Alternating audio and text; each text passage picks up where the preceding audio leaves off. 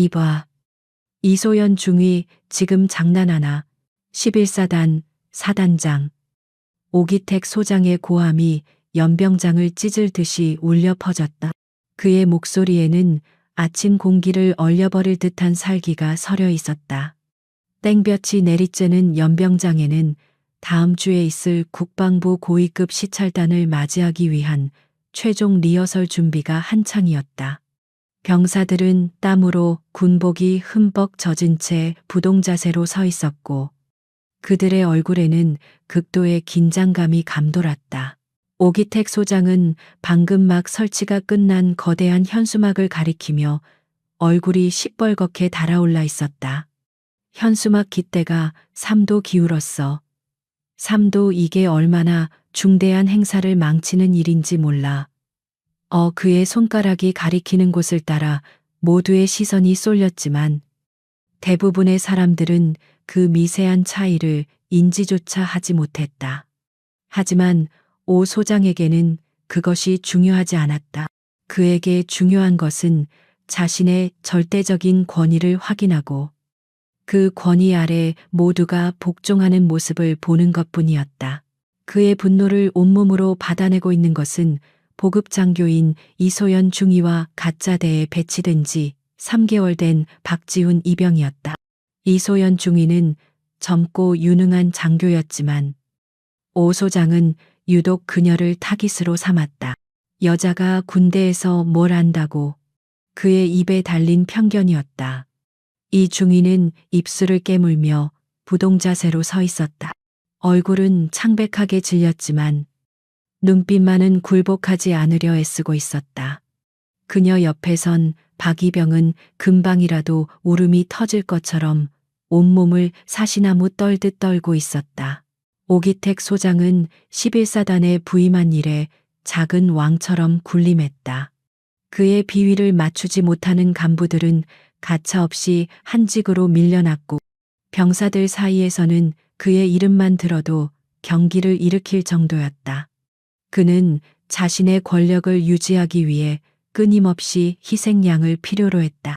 그리고 오늘 아침의 희생양은 바로 이소연 중위와 박이병이었다. 보급 장교라는 작자가 현수막 하나 제대로 관리 못해 이러고도 별을 달 생각을 해. 오 소장은 이 중위의 코앞까지 다가가 침을 튀기며 소리쳤다. 내년 같은 애들 때문에 우리 사단 전체가 욕을 먹는 거야. 당장 저거 뜯어내고 다시 설치해 1시간 준다. 불가능한 명령이었다. 저 거대한 현수막을 다시 설치하려면 최소 반나절은 좋게 걸릴 터였다. 이소연 중위가 용기를 내어 입을 열었다. 사단장님. 하지만 지금 다시 설치하기에는 시간이. 그녀의 말이 채 끝나기도 전에 오 소장의 손이 올라갈 뻔했다. 그는 간신히 주먹을 쥐어내리며 으르렁거렸다. 말대꾸 감히 사단장 명령에 토를 달아. 인연이 정말. 그는 분을 사귀지 못하고 옆에 서 있던 박이병의 철모를 손바닥으로 내리쳤다. 정신 안 차려. 내 놈은 내 상관이 모욕당하는데 멀뚱히 서 있기만 해. 이게 11사단의 군기야. 박이병은 퍽하는 둔탁한 소리와 함께 비틀거렸지만 감히 쓰러지지도 못하고 다시 자세를 바로잡았다. 눈물이 핑 돌았지만 그는 이를 악물고 참아냈다. 연병장의 모든 병사들이 이 광경을 지켜보고 있었지만 누구 하나 나서는 사람은 없었다. 오기택의 폭정 아래 그들은 침묵하는 법을 먼저 배웠다. 바로 그때 연병장 구석 사열대 근처에서 조용한 움직임이 있었다. 60대 초반으로 보이는 한 노인이었다. 그는 햇볕에 바래고 낡은 청색 작업복을 입고 있었다. 거친 손에는 작업용 장갑이 끼워져 있었고 그는 묵묵히 연병장 구석에 날아든 낙엽을 쓸어 담고 있었다. 그의 이름은 김씨. 사단 내 시설 관리 용역업체 소속의 민간인 미화원이었다. 김 노인은 허리가 약간 굽어 있었고 얼굴에는 깊은 주름이 패어 있어 영락없는 은퇴를 앞둔 노인네의 모습이었다. 그는 오 소장의 고함 소리에도 아랑곳하지 않고 자신의 일에만 몰두하는 듯 보였다. 혹은 이런 광경에 너무나 익숙해져 버린 것일지도 몰랐다. 그는 잠시 고개를 들어 엉망이 된 현수막과 공포에 질린 두 군인을 바라보았다. 그의 눈빛은 맑고 평온했지만 그 깊이를 가늠하기 어려웠다. 이소연 중위와 박이병을 실컷 모욕하고도 분이 풀리지 않은 오기택 소장의 눈에 바로 그 평온한 김 노인의 모습이 들어왔다. 자신이 이렇게 격노하고 있는데 감히 저 따위 미화원 늙은이가 태평하게 빗자루질을 하고 있다는 사실이 그의 심기를 건드렸다. 그는 자신이 만들어 놓은 공포의 무대에 감히 무관심이라는 태도를 보인 저 노인을 용서할 수 없었다. 거기 저 늙은이 오 소장이 방향을 틀어 김 노인에게 성큼성큼 다가갔다. 그의 군합발이 아스팔트를 강하게 내리찍는 소리가 울렸다. 당신 누가 여기서 얼쩡거리라고 했어. 김 노인은 빗자루질을 멈추고 천천히 고개를 들었다. 그는 오 소장을 빤히 바라보았다.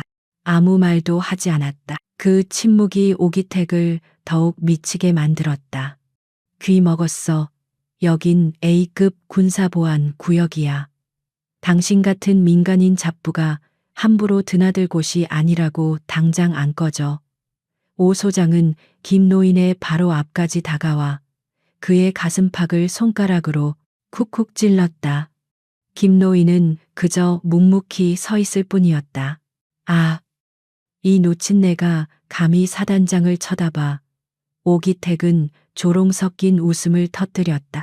그는 자신의 권력이 군인뿐만 아니라 이 부대 내의 모든 존재에게 미친다는 것을 보여주고 싶었다. 그는 발을 들어 김 노인이 힘들게 쓸어 모으고 있던 쓰레받기를 걷어찼다. 쾅 하는 요란한 금속성 소리와 함께 낙엽과 먼지들이 다시 연병장 위로 흩뿌려졌다. 당장 내 눈앞에서 사라져 안 그러면 군법 위반으로 영창에 쳐넣어 버릴 테니까. 알았어. 오 소장은 고래고래 소리를 질렀다. 연병장의 모든 시선이 이제 김 노인에게로 향했다. 이소연 중위는 차마 눈을 뜨고 보지 못하고 고개를 숙였다. 저 노인이 무슨 죄인가. 그녀는 자신의 무력함에 치를 떨었다. 김 노인은 흩어진 낙엽들을 잠시 바라보았다. 그리고는 땅에 떨어진 쓰레받기를 향해 천천히 아주 천천히 허리를 숙였다. 그의 움직임에는 어떤 동요나 분노도 느껴지지 않았다. 그저 묵묵히 자신의 일을 다시 시작하려는 듯한 태도였다. 그는 쓰레받기를 주워들고 다시 빗자루를 쥐었다. 그는 떠나지 않았다.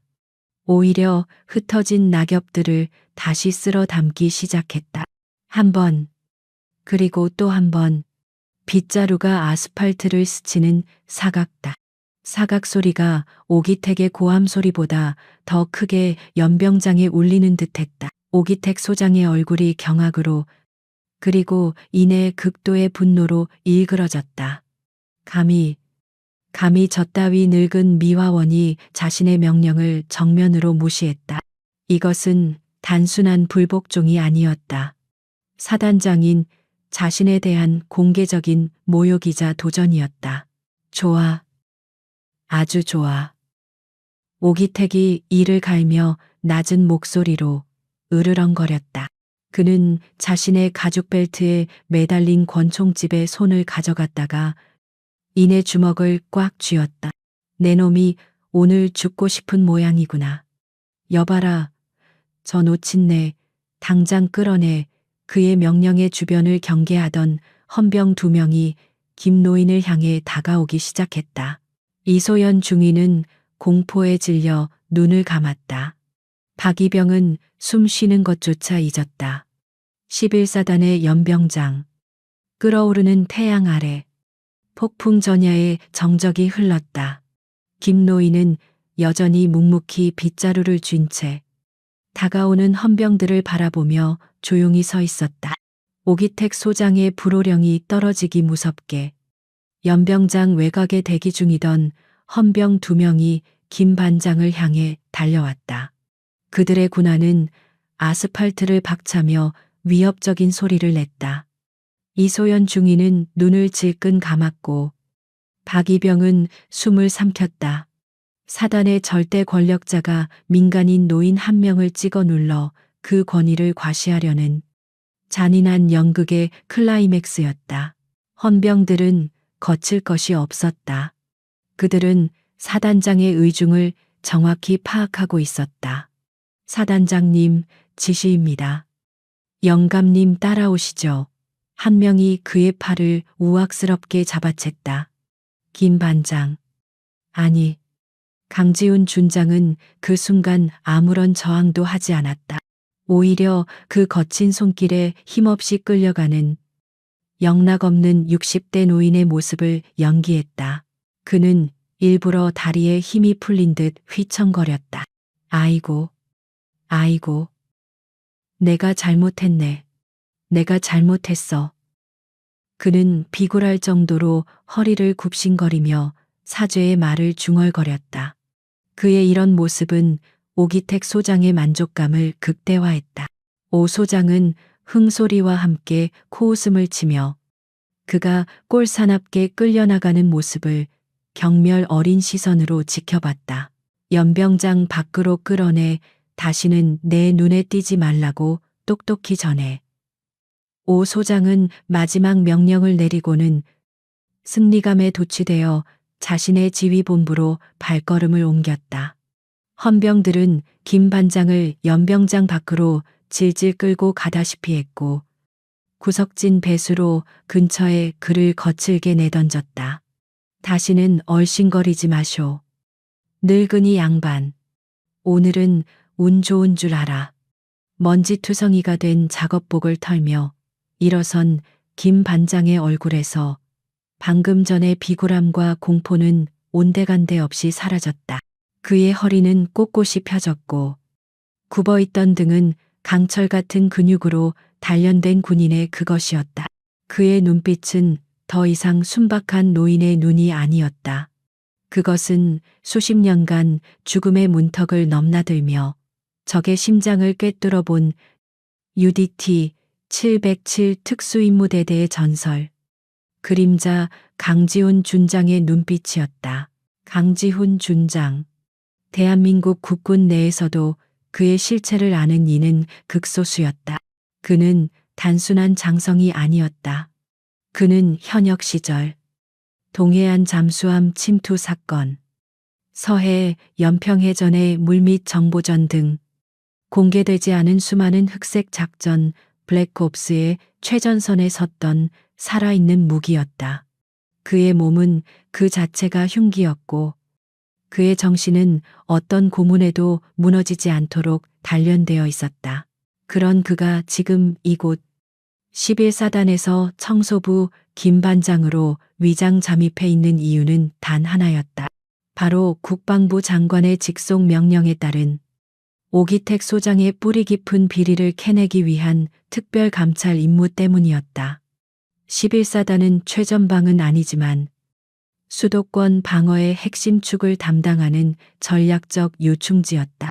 그런 부대의 사기가 땅에 떨어지고 전투력이 급격히 저하되고 있다는 익명의 투서가 국방부로 빗발쳤다. 투서의 내용은 끔찍했다.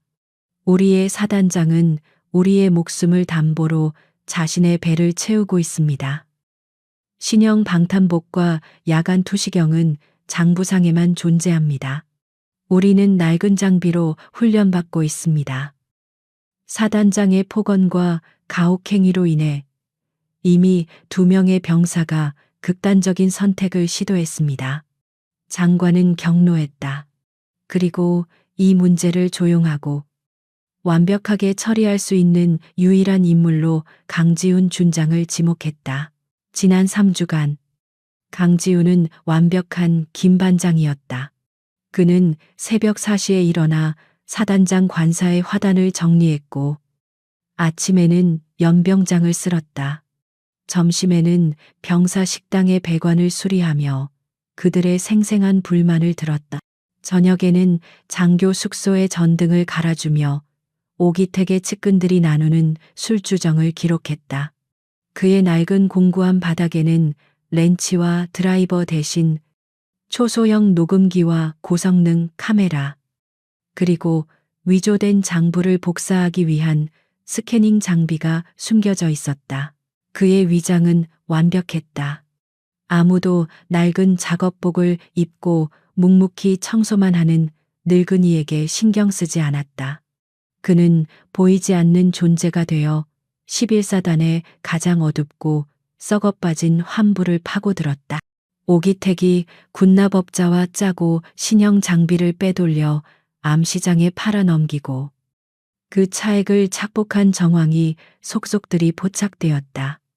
오기택의 참모장과 몇몇 핵심 간부들이 이 비리에 깊숙이 연루되어 있었다. 오늘 아침 연병장에서의 굴욕은 그의 계획에 포함된 것은 아니었지만 오히려 좋은 기회가 되었다. 오기택은 이제 김 반장을 완전히 자신의 발밑에 있는 하찮은 벌레쯤으로 여길 것이었다. 경계심은 더욱 허물어질 터였다. 강지훈은 옷에 묻은 먼지를 털어내고 다시 자신의 업무로 돌아갔다. 다음 목표는 사단장 집무실 복도였다.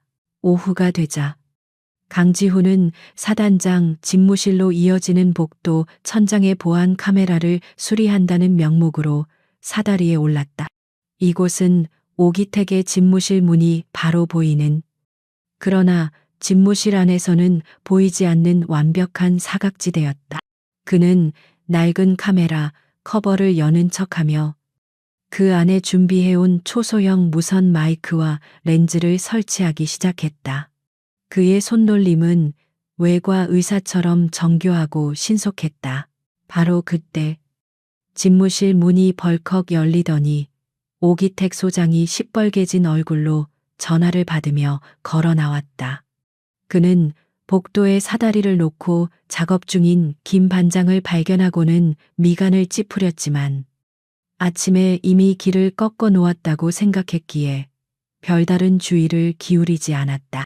그는 김 반장을 없는 사람 취급하며 복도를 왔다 갔다 하며 통화를 이어갔다. 그러니까 김 사장 이번에 들어올 신형 야간 투시경 말이야. 그래.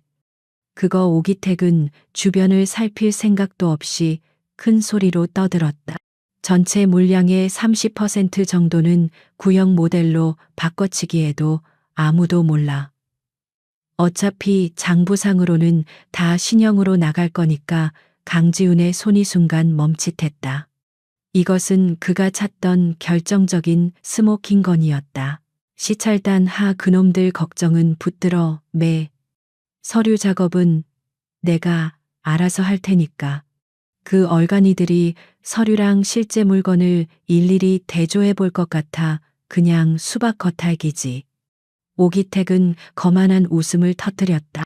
강지훈의 공구함 속 녹음기는 이 모든 대화를 선명하게 빨아들이고 있었다. 그래. 대신 약속한 자금은 그쪽 다른 계좌로 정확하게 입금시켜. 알았지. 끊어. 오기택은 전화를 끊고 횡하니 다시 집무실로 들어가려다. 사다리 위에서 자신을 묵묵히 내려다보는 김 반장과 눈이 마주쳤다. 오기택의 얼굴이 순간 굳어졌다. 너 또 뭐야? 아침에 분명히 꺼지라고 했을 텐데. 강지훈은 즉시 공포에 질린 노인으로 돌아왔다. 그는 사다리 위에서 허둥대며 연신 고개를 숙였다. 죄송합니다. 사단장님, 복도 카메라가 고장 났다는 신고가 들어와서 당장 마치고 가겠습니다. 그의 목소리는 겁에 질려 떨리고 있었다. 오기택은 퇴하고 바닥에 침을 뱉을 듯한 표정을 지었다. 쓸모없는 늙은이 같으니 재수없게 빨리 끝내고 썩 꺼져버려. 그는 문을 쾅소리 나게 닫고 들어가 버렸다. 그는 자신의 가장 치명적인 비밀이 방금 전 자신이 가장 경멸하던 그 늙은이의 손에 넘어갔다는 사실을 꿈에도 알지 못했다.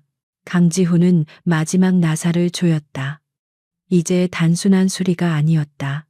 오기택의 집무실 복도는 이제 강지훈의 눈과 귀가 되었다. 그는 사다리에서 내려와 공구함을 챙겼다. 그의 머릿속은 차갑게 다음 단계를 그리고 있었다. 증거는 충분하다. 하지만 저놈의 오만함을 꺾으려면 모든 병사들 앞에서 저놈이 빼돌린 바로 그 증거물로 목을 쳐야 한다. 그는 내일로 예정된 전반기 무기고 정기 점검을 떠올렸다. 오기택이 장부를 조작하고 신형 장비를 빼돌린 바로 그 현장이었다. 강지훈의 입가에 얼음장처럼 차가운 미소가 스쳤다. 내일이 내 놈의 제삿날이 될 거다. 오기택. 그는 다시 허리를 굽히고 낡은 작업화로 느릿느릿 복도를 걸어 나갔다. 완벽한 김 반장의 모습으로. 다음 날 11사단의 지하 무기고에서는 전반기 정기 무기 점검이 실시되고 있었다. 이곳은 사단의 심장 부이자 오기택 소장이 저지른 비리의 핵심 증거들이 잠들어 있는 곳이기도 했다. 무기고 내부는 서늘한 공기와 짙은 화약 냄새, 그리고 차가운 금속성 기름 냄새로 가득 차 있었다. 형광등 불빛이 콘크리트 벽에 반사되어 음울한 분위기를 자아냈다. 오기택 소장은 뒷짐을 진 채 거만한 태도로 무기고를 순시하고 있었다. 그의 뒤로는 사단의 참모장과 군수 참모 등 그의 비리에 연루된 핵심 측근들이 그림자처럼 따르고 있었다. 그리고 그들 무리의 가장 뒤쪽에는 잔뜩 긴장한 표정의 이소연 중위가 두꺼운 점검 서류철을 든 채 서 있었다. 그녀의 얼굴은 어젯밤 꼬박 밤을 새워 서류를 재검토하느라 창백해져 있었다. 오기택은 이 점검을 자신의 비리를 합법적으로 덮어버릴 기회로 삼을 작정이었다. 그는 이미 군수 참모와 짜고 자신이 빼돌린 신형 장비들의 목록을 노후화로 인한 폐기 혹은 훈련 중 손망실로 처리할 모든 서류 작업을 마친 상태였다. 그리고 그 최종 책임을 이소연 중위에게 뒤집어 씌울 계획이었다. 그녀가 여성 장교라는 점은 완벽한 구실이 되어줄 터였다. 무기고의 가장 안쪽 구석, 거대한 환풍구 아래에서 한 남자가 묵묵히 작업을 하고 있었다. 김 반장, 즉 강지훈 준장이었다. 그는 지하 무기고 환기 시스템에 심각한 결함이 발견되어 긴급 보수가 필요하다는 보고를 어젯밤 스스로 만들어내어 이곳에 합법적으로 들어와 있었다. 그는 거대한 환풍기 덮개를 열어젖힌 채 공구함에서 이런저런 연장들을 꺼내 만지작거리고 있었다. 그의 위치는 완벽했다. 무기고 전체를 조망할 수 있으면서도 어두운 구석이라 누구의 시선도 끌지 않았다. 그의 작업복, 주머니 속 초소형 녹음기는 이미 작동 중이었고 그의 낡은 안경테에는 이 모든 광경을 기록할 고해상도 카메라 렌즈가 숨겨져 있었다. 그는 오기택이 어떤 식으로 증거를 인멸하고 책임을 전가하는지 그 모든 과정을 담아낼 준비가 되어 있었다. 좋아. 소총류는 이상 없고 탄약 재고도 장부와 일치하는군. 오기택은 시시하다는 듯 K 소총이 거치된 구역을 지나쳤다. 그는 곧장 가장 값비싼 장비들이 보관된 특수 장비 구역으로 향했다. 그곳에는 박스에 담긴 신형 방탄 헬멧, 방탄복, 그리고 그가 빼돌린 핵심 물품인 신형 야간 투시경 PVS 31이 보관되어 있어야 할 자리였다. 오기택은 일부러 과장된 몸짓으로 서류철을 넘겨받아 이소연 중위가 작성한 재고 목록과 실제 보관함을 대조하기 시작했다. 어디 보자. 신형 야투경. PVS 31 모델. 총 입고 수량 150개. 현재 보유량 150개. 그는 고개를 갸웃거리더니 이내 목록표를 든 손을 부들부들 떨기 시작했다. 이게 어찌 된 일이야. 오기택이 고함을 질렀다. 장부상에는 150개가 있어야 하는데 내 눈에는 왜 100개밖에 보이지 않는 거지. 나머지 50개는 어디로 증발했나. 이 중이 그의 목소리가 차가운 무기고 벽에 부딪혀 메아리 쳤다. 참모장과 군수 참모는 약속이나 한 듯 놀란 표정을 지으며 이소연 중위를 힐난하는 눈빛으로 쳐다봤다. 이소연 중위는 당황한 기색이 역력했다. 네, 그럴 리가 없습니다. 사단장님, 제가 어젯밤까지 확인했을 때도 재고는 분명히. 그녀는 황급히 자신이 들고 있던 원본 장부처를 뒤적였다. 변명 따위 집어치워 오기택은 그녀의 말을 가차없이 끊어버렸다.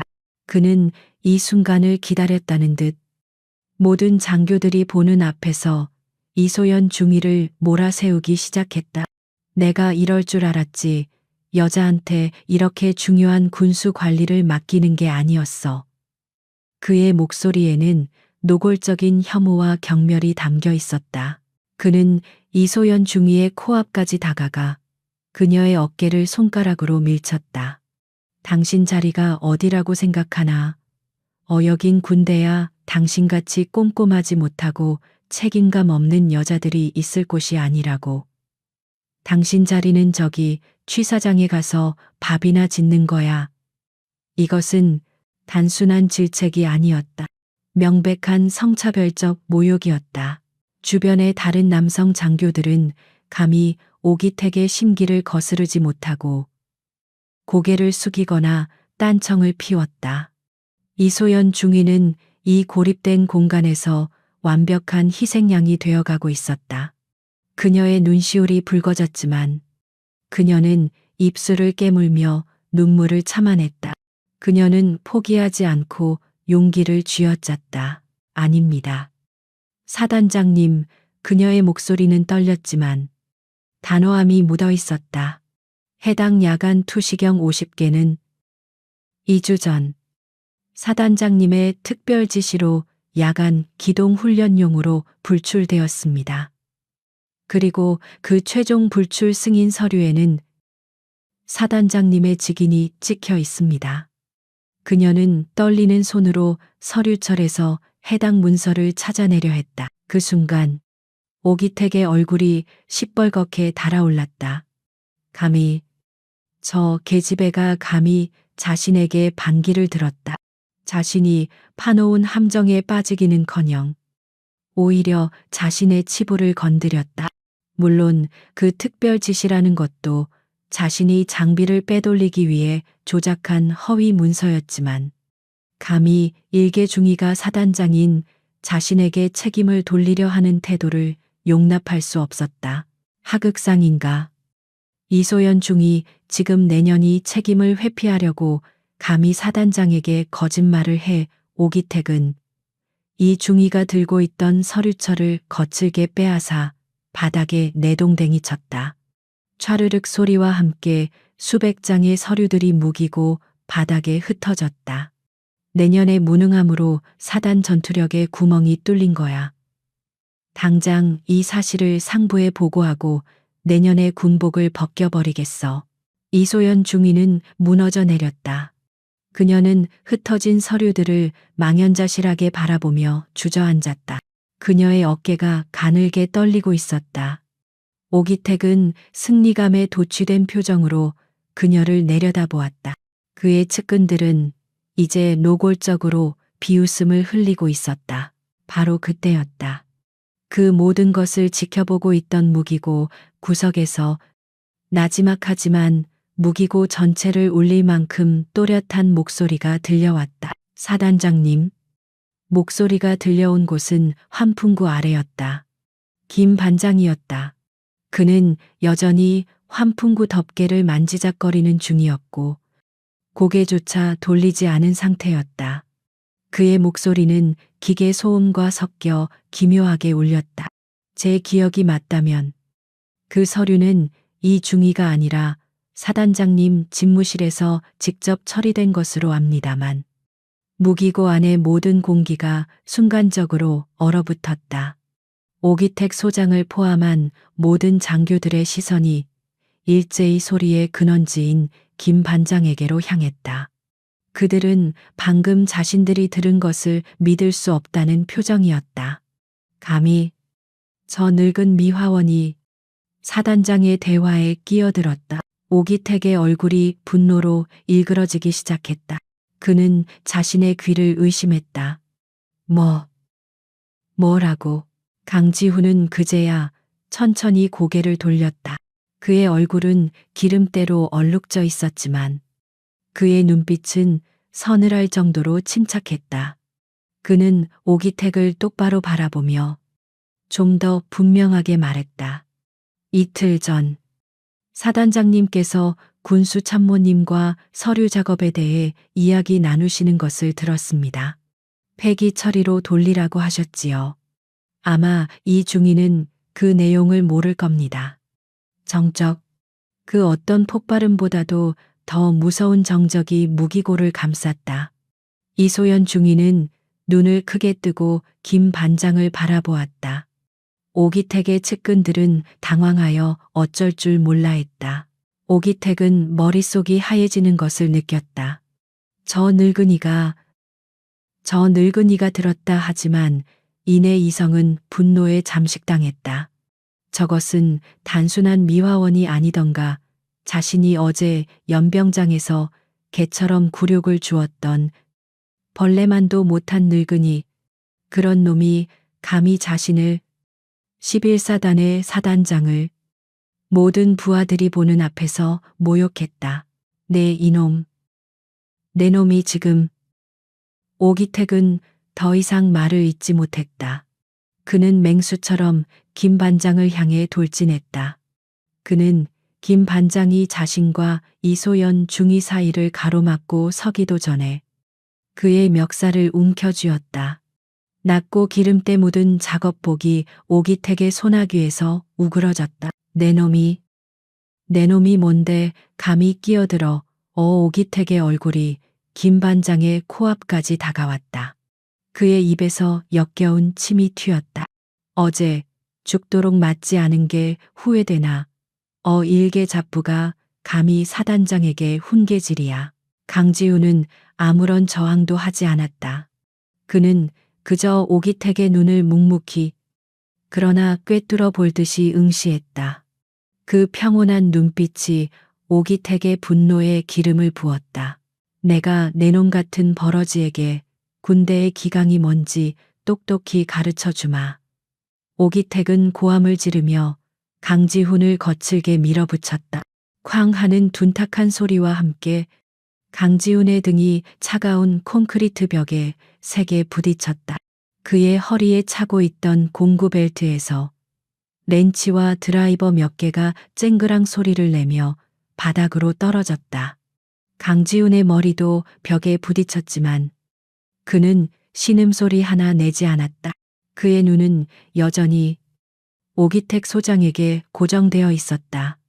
오기택 소장의 분노는 극에 달했다. 감히 일개 미화원이, 그것도 자신이 어제 연병장에서 공개적으로 망신을 주었던 늙은이가 자신의 부하들이 모두 보는 앞에서 자신의 비리를 암시하는 발언을 했다. 이것은 단순한 하극상을 넘어선 자신의 왕국에 대한 정면 도전이었다. 그의 눈에 핏발이 섰다.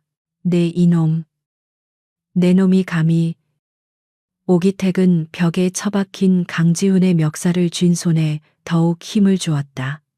내 놈의 늙은 뼈를 오늘 여기서 부러뜨려 주마.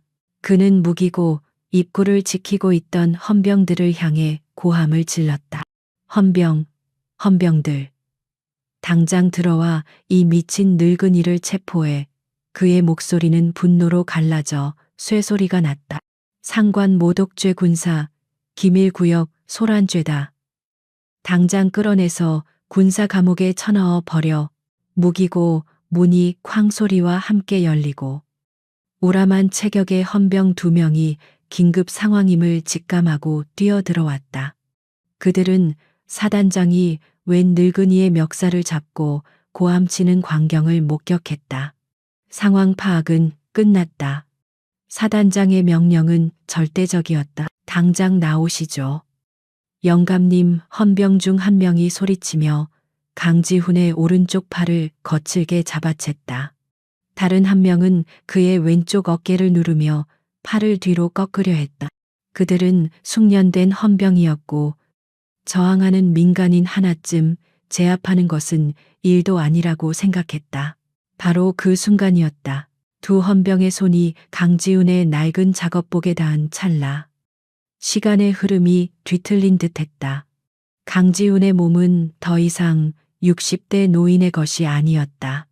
그것은 수십 년간 생사의 기로에서 단련된 본능으로 움직이는 그림자의 몸이었다.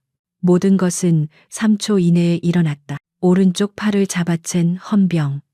강지훈은 그의 손목을 잡아끄는 힘을 역이용했다. 그는 한 걸음 안으로 파고들며 헌병의 팔꿈치 관절을 자신의 어깨로 받쳤다. 동시에 그의 반대편 손이 헌병의 손목을 잡아채고 몸무게를 실어 내리눌렀다. 우드득하는 소름 끼치는 소리와 함께 헌병의 팔이 비정상적인 각도로 꺾였다. 크아악 헌병의 입에서 비명이 터져 나왔다. 왼쪽 어깨를 누르던 헌병은 동료의 비명에 당황하여 주먹을 날리려 했다. 하지만 그의 주먹이 뻗어 나오기도 전에 강지훈의 손바닥이 이미 그의 턱 밑 경동맥동 갱동맥동을 정확하고 강하게 가격했다. 퍽하는 둔탁한 소리. 그것은 상대를 죽이지 않고 뇌로 가는 혈류를 일시적으로 차단하여 즉각적인 실신을 유도하는 UDT 707의 최고급 타격술이었다. 두 번째 헌병은 신음 소리조차 내지 못했다. 그의 눈이 허옇게 뒤집히더니 그대로 무기고의 차가운 시멘트 바닥으로 무너져 내렸다. 첫 번째 헌병은 완전히 꺾인 팔을 부여잡고 바닥을 뒹굴며 고통스럽게 신음했다. 무기고 안에는 다시 정적이 찾아왔다. 방금 전 오기택의 고함 소리보다 더 무거운 숨 막히는 침묵이었다. 흩어졌던 서류 종이 한 장이 바닥으로 팔랑 떨어지는 소리가 유난히 크게 들렸다. 강지훈은 그 자리에 꼿꼿이 서 있었다. 그는 2명의 정예 헌병을 쓰러뜨리고도 숨소리 하나 거칠어지지 않았다. 그는 마치 어깨에 묻은 먼지를 털어내듯 기름때 묻은 작업복 소매를 툭툭 털었다. 그리고는 벽에 기대어 있던 자신의 몸을 천천히 바로 세웠다. 이 모든 광경을 불과 몇 미터 앞에서 목격한 이소연 중위는 자신의 두 눈을 의심했다. 그녀는 손으로 입을 막았지만 터져나오는 놀란 숨소리를 감출 수 없었다. 방금 전까지 사단장의 폭력에 무기력하게 당하던 그저 선량하고 불쌍하게만 보였던 김 반장이 아니었다. 그의 움직임은 무자비할 정도로 효율적이고 끔찍할 만큼 정확했다. 그것은 일반인이 할 수 있는 동작이 아니었다. 저것은 오직 극한의 훈련을 받은 전문가, 찰상 기계만이 보여줄 수 있는 기술이었다. 오기택 소장과 그의 측근들 역시 석상처럼 굳어버렸다. 그들의 입은 벌어졌고 눈은 공포와 불신으로 커져 있었다. 방금 전까지 자신들이 벌레처럼 짓밟으려 했던 노인이 순식간에 2명의 건장한 헌병을 폐기물처럼 바닥에 내동댕이 쳤다. 특히 오기택의 충격은 이루 말할 수 없었다. 뭐야? 그의 목소리가 공허하게 울렸다. 그의 뇌는 이 비현실적인 상황을 받아들이기를 거부했다. 저 늙은이는 누구인가? 북한군 특작조인가? 아니면 국정원에서 보낸 스파이인가? 하지만 그 어떤 상상도 눈앞의 현실, 낡은 작업복을 입은 채 자신을 냉철하게 바라보는 저 노인의 모습과 연결되지 않았다. 강지훈은 바닥에 떨어진 렌치 하나를 천천히 주워들었다. 철컥하고 금속을 쥐는 소리가 무기고 안에 울렸다. 그는 렌치를 공구함에 넣는 대신 가볍게 손에 쥔 채 오기택 소장을 향해 한 걸음, 아주 천천히 내디뎠다. 그 한 걸음에 오기택 소장은 자신도 모르게 뒷걸음질 쳤다. 11사단의 왕이 자신이 가장 하찮게 여겼던 존재 앞에서 공포로 인해 물러서는 순간이었다. 무기고 안의 권력 관계가 단 3초 만에 완전히 뒤집혔다. 무기고 안의 공기는 얼어붙다 못해 깨질 것처럼 날카로워졌다. 바닥에는 대한민국 육군의 정예 헌병 2명이 고통 속에 신음하거나 의식을 잃은 채 쓰러져 있었다. 그리고 그들 앞에는 방금 전까지 낡은 작업복을 입은 김 반장이었던 노인이 이제는 그 누구도 감히 정체를 가늠할 수 없는 미지의 존재가 되어 서 있었다. 오기택 소장은 공포에 질려 뒷걸음질치다 K 소총 거치대에 등이 부딪혔다.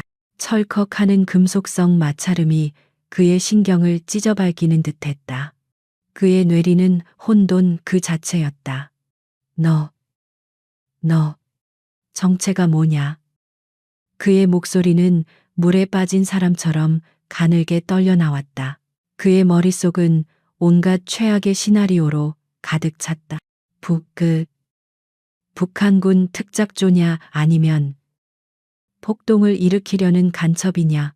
공포와 수치심이 뒤엉키자 그는 이성을 잃고 가장 극단적인 선택을 했다. 그는 자신의 허리에 찬 권총집에서 KO 권총을 뽑아들었다. 철컥하고 슬라이드를 후퇴시키는 광기 어린 소리가 무기고를 울렸다. 움직이지 마. 움직이면 쏴버리겠어. 내 놈이 누구든 간에 사단장에게 총을 겨눈 이상 내 놈은 현장에서 사살이다. 오기택은 총을 쥔 손을 부들부들 떨면서도 총구를 강지훈의 가슴팍으로 겨누었다. 이것은 그의 마지막 발악이었고 무너져 내린 자신의 권위를 총성으로 남아 되찾으려는 처절한 몸부림이었다. 이소연 중위는 비명을 질렀다. 사단장님 안 됩니다. 그녀는 본능적으로 김 반장의 앞을 가로막으려 했지만 공포가 그녀의 발을 바닥에 얼어붙게 만들었다. 하지만 김 반장, 즉 강지훈 준장은 눈 하나 깜짝하지 않았다. 총구가 자신을 겨누고 있음에도 불구하고 그의 얼굴에는 공포는커녕 그 어떤 감정의 동요도 찾아볼 수 없었다. 오히려 그의 입가에는 희미한 경멸인지 연민인지 모를 미소마저 스쳤다. 쏴라. 오기택. 강지훈이 나지막이 말했다. 그의 목소리는 더 이상 어눌한 노인의 것이 아니었다. 수많은 전투와 작전을 지휘하며 적의 심장을 얼어붙게 만들었던 냉철하고 위압적인 지휘관의 목소리였다. 내 놈이 방아쇠를 당기는 순간 내 놈의 죄목에 상관 살해 미수가 추가될 뿐이다. 상관 오기택은 코웃음을 쳤다. 이 미친 늙은이가 죽기 전에 헛소리까지. 그는 방아쇠에 손가락을 걸었다. 바로 그 순간 강지훈이 움직였다. 그는 총을 향해 돌진하지도 몸을 피하지도 않았다.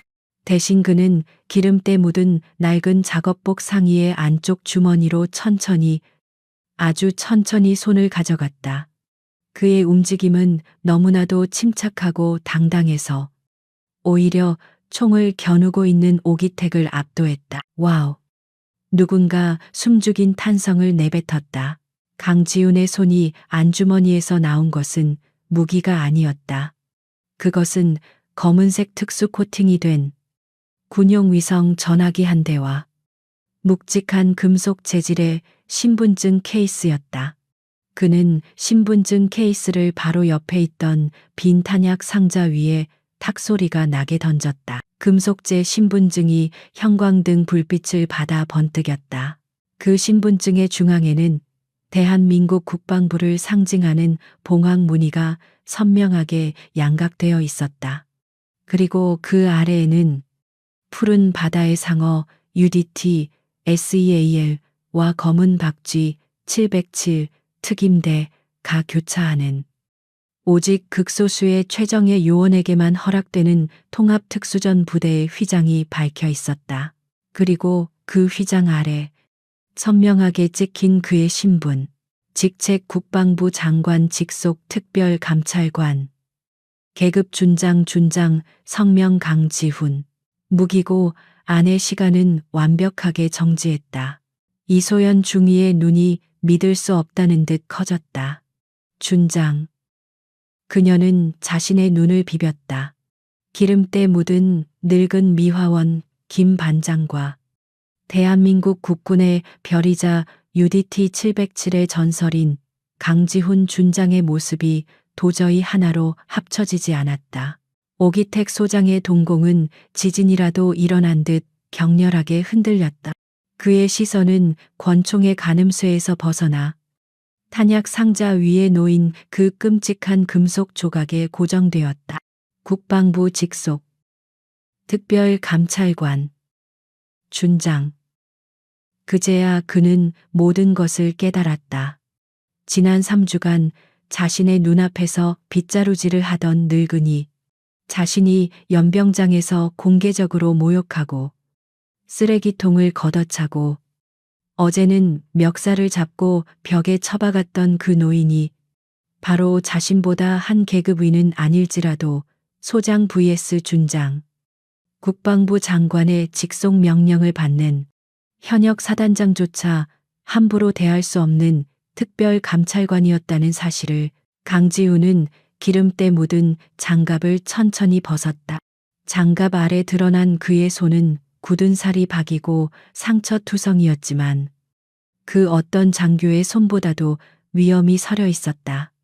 그는 여전히 총구를 겨누고 있는 오기택을 향해 한 걸음 다가섰다. 오기택 소장. 그의 목소리가 무기고 전체를 지배했다. 현 시간부로 귀관을 직무유기, 군수품 횡령, 부하 가혹 행위, 그리고 현행범으로 상관 협박 및 모욕죄로 긴급 체포한다. 오기택의 손에서 KO 권총이 쿵 하는 둔탁한 소리와 함께 바닥으로 떨어졌다. 그의 다리가 풀렸고 그는 그 자리에 허물어지듯 주저앉았다. 그의 얼굴은 이미 살아있는 사람의 것이 아니었다. 그는 자신이 방금 무슨 짓을 했는지, 자신이 누구를 모욕했는지 깨달았다. 사단장은 몰랐던 것이다. 무기고의 차가운 바닥에 주저앉은 오기택 소장은 헐떡이는 숨을 몰아쉬었다. 그의 뇌는 방금 눈앞에서 펼쳐진 도저히 믿을 수 없는 현실을 받아들이기를 완강히 거부했다. 준장, UDT 707 국방부 장관 직속 특별감찰관 저 기름때 묻고 늙어빠진 자신이 벌레처럼 짓밟았던 저 노인이 그는 미친 사람처럼 고개를 가로저었다. 아니야. 이건 가짜야. 그는 마지막 남은 이성의 끈을 붙잡고 발악했다. 내 놈이 감히 신분증 따위를 위조해서 사단장을 능멸해 여봐라. 당장 저놈을 사살해. 저놈은 간첩이야. 하지만 그의 처절한 외침에 응답하는 사람은 아무도 없었다. 그의 충직한 수족이었던 참모장과 군수 참모는 이미 무기고 벽에 유령처럼 달라붙어 자신들의 운명이 어떻게 될지 모른다는 공포에 질려 있었다. 이소연 중위는 여전히 입을 틀어막은 채 이 모든 광경을 경외와 충격이 뒤섞인 눈으로 지켜볼 뿐이었다. 오기택의 마지막 발악은 그러나 강지훈 준장에게는 그 어떤 영향도 미치지 못했다.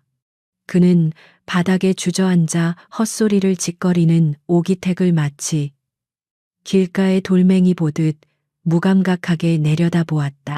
그의 시선은 더 이상 오기택에게 머물지 않았다.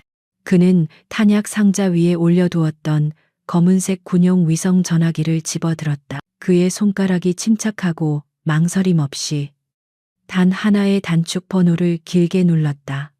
전화기는 신호음도 거의 울리지 않고 거의 즉각적으로 연결되었다. 강지훈은 망설임 없이 스피커폰 버튼을 눌렀다. 삑하는 날카로운 기계음이 숨막히는 정적이 감도는 무기고 안을 가득 메웠다. 강준장. 수화기 너머로 낮고 묵직한 수십만 대군을 호령하는 자의 위엄이 묻어나는 목소리가 흘러나왔다. 목소리만으로도 그 자리에 있던 모든 장교들은 본능적으로 몸이 굳어지는 것을 느꼈다. 그것은 그들이 TV 화면이나 대규모 훈시를 통해서만 들어왔던 대한민국 육군 참모총장의 목소리였다. 바닥에 앉아있던 오기택의 동공이 폭발할 듯이 커졌다. 그는 그 목소리를 알고 있었다. 모를 수가 없었다. 자신이 별을 달던 그 순간 임명장을 수여하며 군인의 명예를 지키라고 말했던 바로 그 목소리였다. 총장님. 그의 입에서 신음 같은 소리가 새어나왔다. 강지훈입니다. 총장님. 강지훈이 담담하게 보고를 시작했다. 그의 목소리에는 어떠한 감정도 실려 있지 않았다. 현재 시각 11사단 지하 무기고 국방부 특별감찰 임무 종료. 목표. 오기택 소장 신병 확보 완료했습니다. 그는 체포나 연행이 아닌 적대적 임무를 제압했을 때 사용하는 신병 확보라는 용어를 의도적으로 사용했다. 수화기 너머의 사성 장군은 잠시 침묵했다. 그 짧은 침묵이 무기고 안의 공기를 수천 톤의 무게로 짓눌렀다. 신병 확보라고. 강준장. 무슨 상황인가? 오기택 소장이 감찰에 저항이라도 했단 말인가? 총장의 목소리에 차가운 기운이 서리기 시작했다. 강지훈은 바닥에 떨어진 KO 권총을 턱짓으로 가리키며 여전히 오기택에게서 시선을 떼지 않은 채 보고를 이어갔다. 오기택 소장. 본관의 신분 공개 이후에도 불응. 본관에게 개인 화기인 KO 권총을 발포하려 시도했습니다. 현장에서 즉각 제압 조치 완료했습니다. 총장의 목소리는 이제 단순한 위험을 넘어 지축을 울리는 분노로 변해 있었다. 그 미친놈이. 또한 강지훈은 말을 끊지 않았다. 오기택 소장의 PVS 31 야간 투시경 50세트 횡령 및 불법 반출, 군납 비리 정황, 부하 장교에 대한 직권 남용 및 성희롱적 모욕 행위, 이 모든 것에 대한 물증과. 그는 잠시 말을 멈추고 자신의 안경테를 툭 쳤다.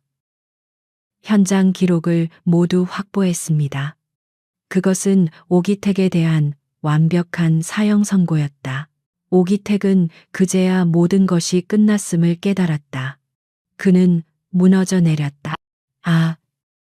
아닙니다, 총장님. 제발 제 말씀을. 오해입니다. 저건 모함입니다.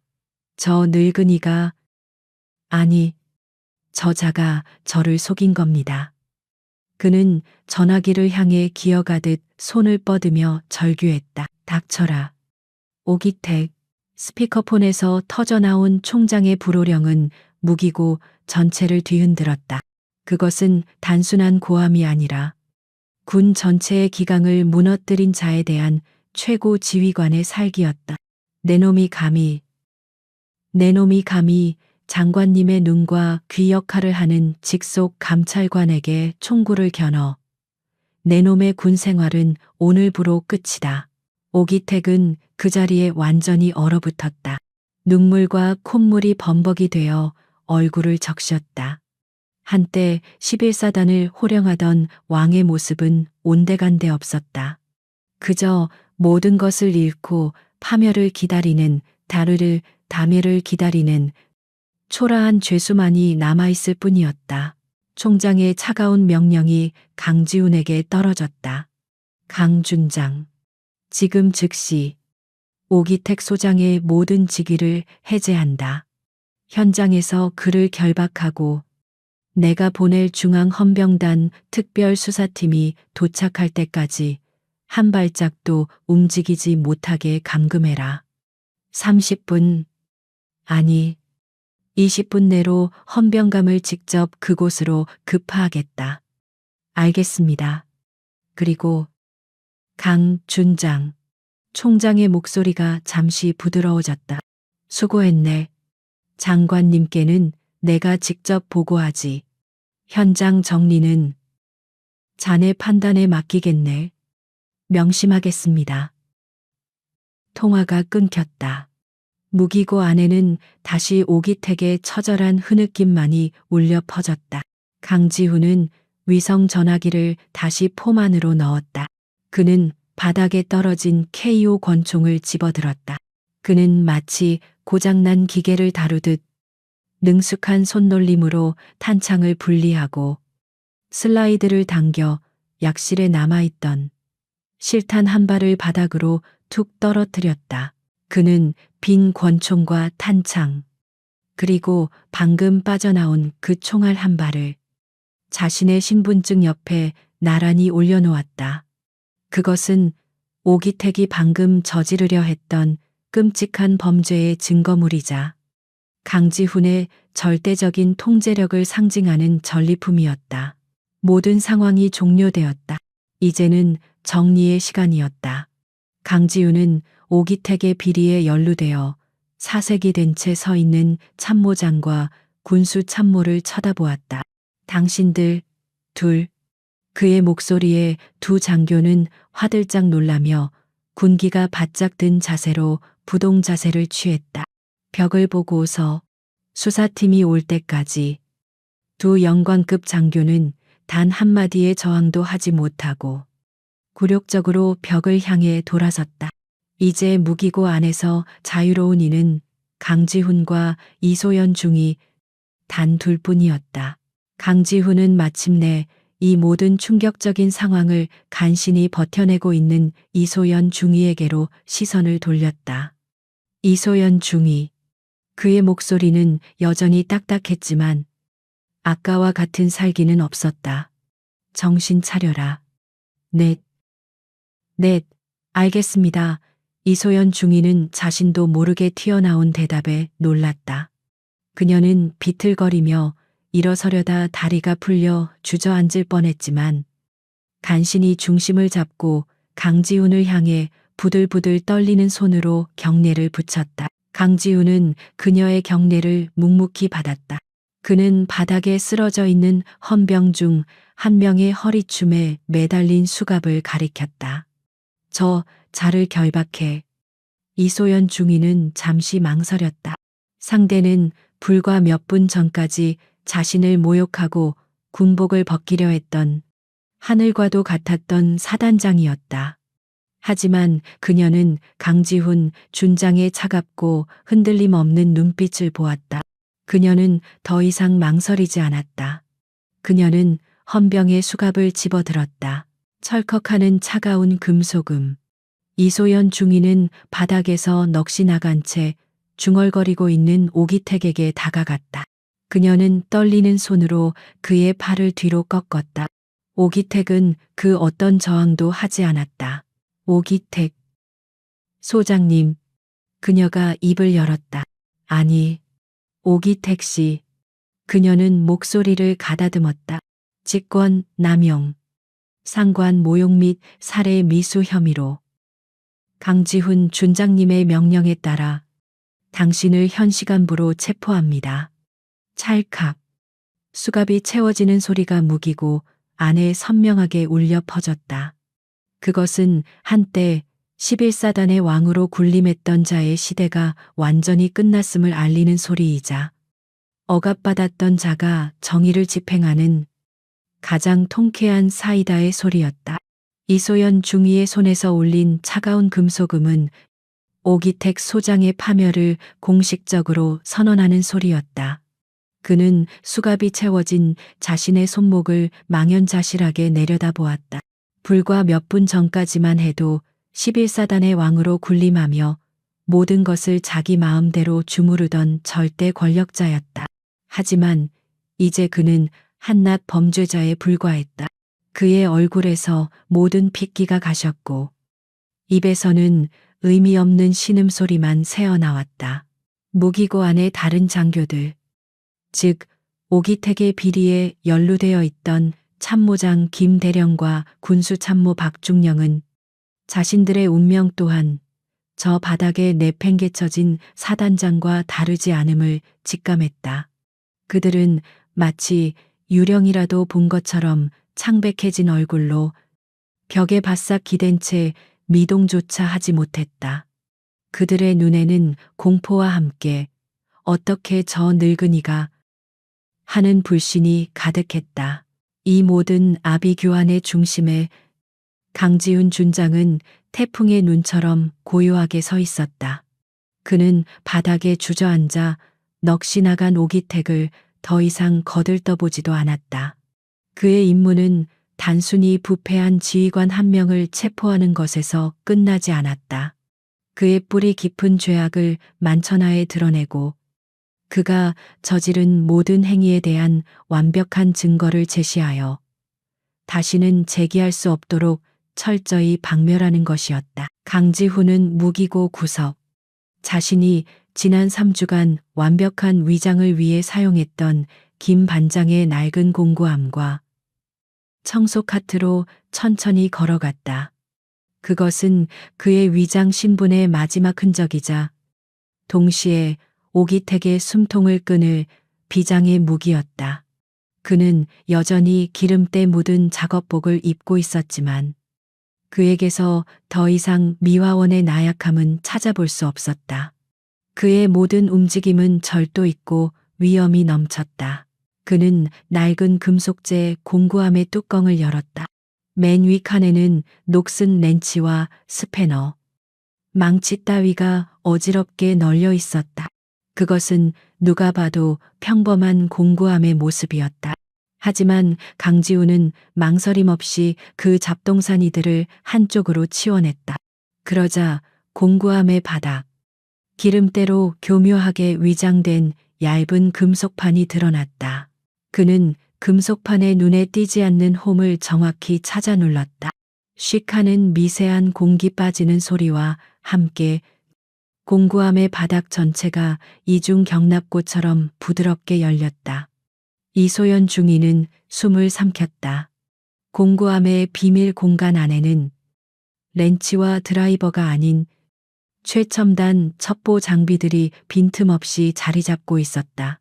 그 안에는 고성능 외장 하드 드라이브 3개, 크기별로 분류된 수십 개의 마이크로 SD 카드, 만년필과 안경테, 단추 등으로 위장된 초소형 카메라들, 그리고 검은색 표지로 제본된 두꺼운 서류철 여러 권이 들어 있었다. 이것은 김 반장의 공구함이 아니라 국방부 직속 감찰관의 증거물 보관소였다. 오기택, 강지훈이 나지막이 그러나 무기고 전체를 울리는 목소리로 입을 열었다. 그는 외장 하드 드라이브 하나를 집어들었다. 지난 3주간 내 놈이 집무실과 사단장, 관사에서 나눈 모든 통화 기록이다. 그는 마치 사형 선고문을 읽듯 담담하게 말했다. 여기에는 내 놈이 김 사장이라 부르던 군납업자와 나눈 대화, 신형, 야간 투시경 150세트 중 50세트를 구형으로 바꿔치기 하고 차액을 현금으로 돌려받기로 한 음모, 그 모든 것이 초 단위로 기록되어 있다. 그는 외장 하드를 바닥에 주저앉은 오기택의 발치에 던졌다. 툭 하는 소리가 오기택의 심장을 꿰뚫는 듯했다. 그는 이어서 작은 마이크로 SD 카드 하나를 집어들었다.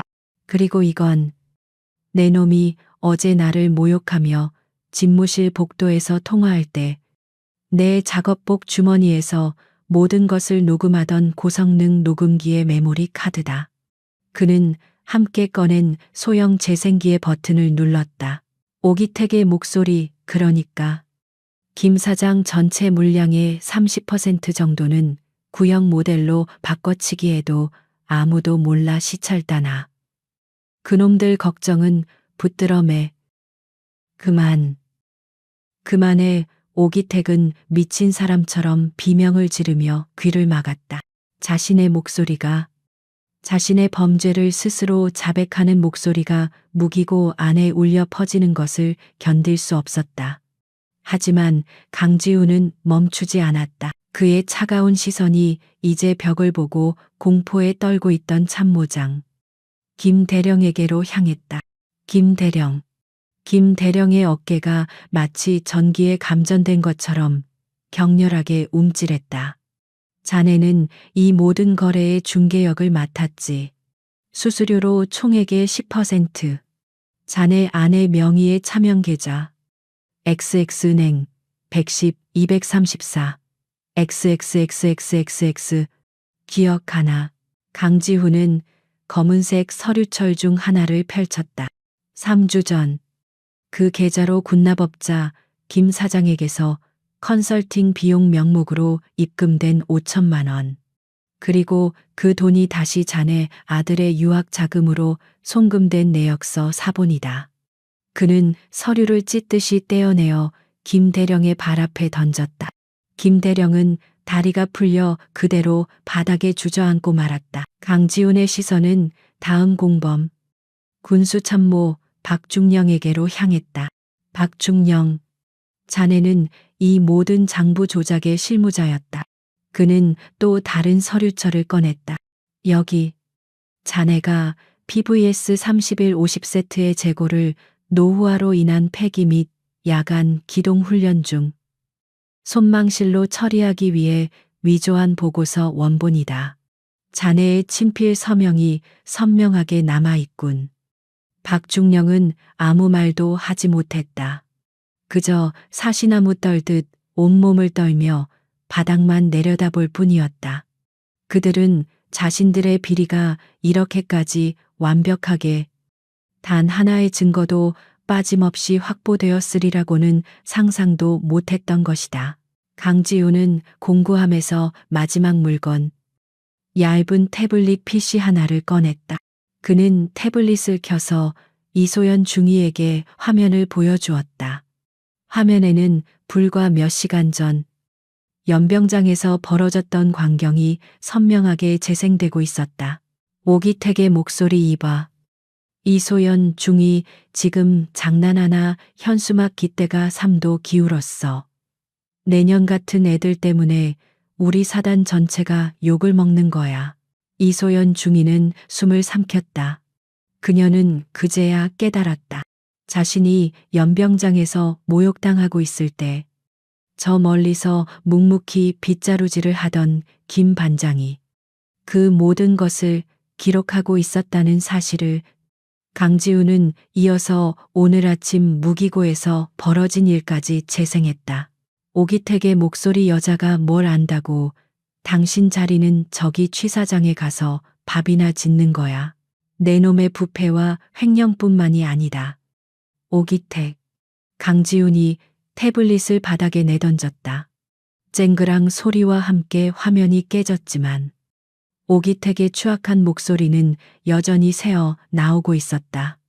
내 놈이 이 신성한 군복을 입고 내 놈의 부하들에게 저지른 모든 인격 모독, 가혹 행위, 직권 남용, 그 모든 순간이 단 하나도 빠짐없이 여기에 기록되어 있다.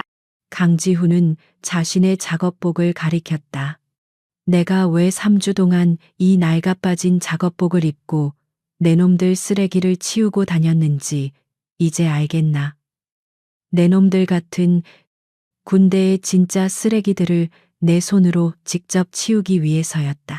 그의 말이 끝나기가 무섭게 무기고의 육중한 철문이 쾅 하는 격렬한 소리와 함께 바깥에서 열렸다. 11사단 소속의 헌병들이 아니었다. 검은색 베레모, 방탄조끼와 K1 기관 단총으로 중무장한 얼굴에 어떠한 감정도 드러나지 않는 냉철한 요원들이었다. 그들은 육군 참모총장이 직접 보냈다고 했던 그 중앙 헌병단 특별수사팀이었다. 선두에 선 수사팀장. 이진호 대령은 무기고 안에 참혹한 광경, 쓰러져 신음하는 헌병들, 수갑을 찬 채 넋이 나간 오기택 소장, 그리고 주저앉은 2명의 영관급 장교를 신속하게 훑어보았다. 하지만 그의 시선은 곧장 기름때 묻은 작업복 차림의 강지훈 준장에게 고정되었다. 이진호 대령은 망설임 없이 강지훈을 향해 완벽한 각도로 거수경례를 붙였다. 충성 육군 중앙수사단장 이진호 대령 육군참모총장님 명령 받고 현장 도착했습니다. 강지훈은 가볍게 턱짓으로 경례를 받았다. 비록 그의 차림새는 초라한 미화원이었지만 그는 그 자리에 있는 그 누구보다 높은 장관의 명을 받드는 지휘관이었다. 수고했다. 이 대령. 그는 비밀 경납고가 열린 공구함을 턱짓으로 가리켰다. 여기. 저 자들의 모든 죄목이 담겨 있다. 주범 오기택 소장, 공범 김 대령, 박중령, 전원 육군 교도소로 압송해라. 저항할 시에는 실탄 사용을 허가한다. 명령 받들겠습니다. 이진호 대령이 손짓하자 특수수사대원들이 일사불란하게 움직였다. 그들은 오기택을 짐짝처럼 거칠게 일으켜 세우고 바닥에 주저앉아 있던 김 대령과 박중령에게도 수갑을 채워 끌어내기 시작했다. 오기택은 마지막 남은 힘을 다해 발악했다. 이거나 이거 못나. 내가 누군지 알아. 나는 11사단장 오기택이야. 이진호 너 내 육사 동기잖아. 네가 어떻게 나한테 이럴 수 있어. 하지만 이진호 대령은 그를 얼음장보다 차가운 눈으로 바라볼 뿐이었다. 오기택. 아니, 피의자 오기택 씨. 당신은 오늘부로 대한민국 육군 소장이 아니다. 당신은 그저 군수품 횡령 및 상관 살해 미수 혐의로 체포된 민간인 신분의 중범죄자일 뿐이다. 특수수사대원들에 의해 3명의 범죄자가 무기고 밖으로 질질 끌려나갔다. 그들의 절규와 저항은 육중한 철문이 쾅하고 닫히면서 메아리처럼 사라졌다. 무기고 안에는 강지훈 준장과 이소연 중위, 그리고 쓰러진 헌병 2명만이 남았다. 바닥에는 오기택의 범죄를 증명하는 수많은 증거물들이 흩어져 있었다. 그 어떤 변명도 통하지 않을 완벽하고도 반박 불가능한 증거들이었다. 부패한 권력은 그렇게 철저하게 무너져 내렸다. 육중한 강철로 만들어진 지하 무기고의 문이 닫히는 소리는 마치 사형 집행을 알리는 단두대의 칼날이 떨어지는 소리처럼 둔탁하고 최종적으로 울려 퍼졌다. 오기택 소장의 마지막 절규는 그 쇳소리 속에 묻혀 완전히 삼켜졌다. 무기고 안에는 다시 숨막히는 정적만이 남았다. 이소연 중위는 여전히 제자리에 못 박힌 듯 서 있었다. 그녀의 손은 아까 오기택에게 수갑을 채울 때의 감각이 남아있는 듯 미세하게 떨렸다. 불과 1시간 전만 해도 자신의 군복을 벗기겠다며 모욕하던 사단장이 이제는 중범죄자가 되어 끌려나갔다. 이 비현실적인 광경이 그녀의 머릿속에서 제대로 정리되지 않았다. 반면 강지훈 준장은 그 모든 광경의 중심에 있었으면서도 마치 아무 일도 없었다는 듯 침착했다. 그는 자신의 기름때 묻은 낡은 작업복을 내려다보았다. 3주간의 위장 임무는 이제 끝났다. 그는 천천히 바닥에 나뒹굴던 헌병들의 상태를 살폈다. 한 명은 팔이 탈골되어 고통스럽게 신음하고 있었고, 다른 한 명은 경동맥동을 가격당해 여전히 깊은 실신 상태였다. 죽지 않을 만큼. 그러나 완벽하게 무력화되었다. 이중희, 강 준장의 나직한 목소리에 이소연 중위는 화들짝 놀라며 반사적으로 허리를 폈다. 넷, 준장님. 그녀는 자신도 모르게 김 반장이 아닌 준장님이라는 호칭을 사용했다. 그녀는 경례를 붙이려다. 그가 여전히 작업복 차림임을 깨닫고 어색하게 손을 내렸다. 강지훈은 그런 그녀의 모습을 굳이 지적하지 않았다. 그는 쓰러진 헌병들을 턱짓으로 가리켰다. 저 둘, 의무실로 후송 조치해라. 팔이 부러진 놈은 간단한 응급 처치만 하고 기절한 놈은 곧 깨어날 거다. 둘 다 중앙수사팀에게 인계해야 할 증거물이다. 사단장의 명령에 복종해 감찰관을 공격했으니 알겠습니다. 이소연 중위는 황급히 자신의 무전기를 꺼내 의무병을 호출했다. 그녀의 목소리는 여전히 떨렸지만 아까와 같은 절망이나 공포가 아니었다. 그것은 거대한 폭풍의 한가운데서 살아남은 자의 경외감이었다. 그녀는 무기고 문을 열고 의무병을 안내하기 위해 밖으로 나갔다. 무기고 밖. 11사단 본부 건물 지하 복도는 이미 아수라장이 되어 있었다. 육군 참모 총장이 보낸 중앙헌병단 특별수사팀의 등장은 그 자체로 사단 전체를 뒤흔드는 충격이었다. 검은 베레모와 중무장한 특수요원들이 본부 건물을 장악했다는 소문은 순식간에 퍼져나갔다. 복도 양쪽에는 무슨 일인지도 모른 채 공포에 질린 행정병들과 장교들이 잔뜩 움츠린 채 서 있었다. 그들은 감히 특수요원들에게 말을 걸지도 못하고 굳게 닫힌 무기고 문만 쳐다보고 있었다. 박지훈 이병도 그 무리 속에 섞여 있었다. 그는 이소연 중위가 무기고로 불려간 후 걱정스러운 마음에 근처를 배회하다가 이 사태를 목격한 것이었다. 대체 무슨 일이지? 이소연 중위님은 무사하신가? 혹시 사단장님이 또? 박이병의 심장이 불안감에 세차게 뛰었다. 바로 그때 무기고의 강철 문이 다시 끼익 하는 소름 끼치는 소리와 함께 열렸다. 가장 먼저 모습을 드러낸 것은 2명의 특수 요원에게 양팔이 붙잡힌 채 끌려 나오는 오기택 소장이었다. 그의 양손에는 은색 수갑이 선명하게 채워져 있었다. 복도에 있던 모든 병사들과 장교들의 눈이 의심으로 커졌다.